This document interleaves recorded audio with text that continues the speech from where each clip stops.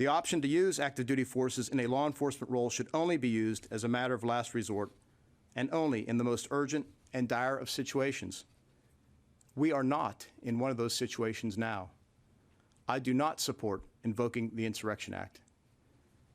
So I want to state very clearly for all to hear my account of what happened that Monday afternoon.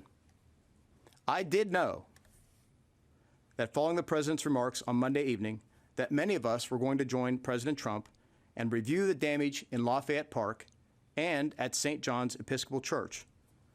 What I was not aware of was exactly where we were going when we arrived at the church and what the plans were once we got there.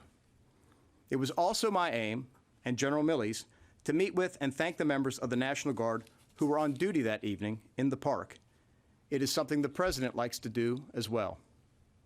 The path we took to and from the church didn't afford us that opportunity, but I was able to spend a considerable amount of time with our guardsmen later that evening as I moved around the city to many of the locations at which they were posted.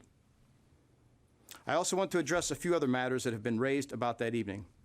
First, National Guard forces did not fire rubber bullets or tear gas into the crowd, as reported.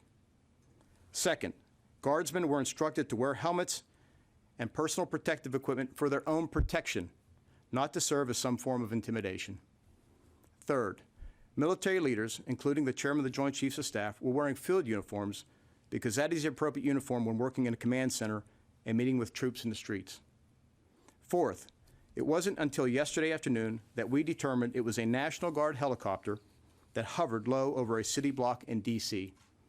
Within an hour or so of learning of this, I directed the Secretary of the Army to conduct an inquiry to determine what happened and why, and to report back to me.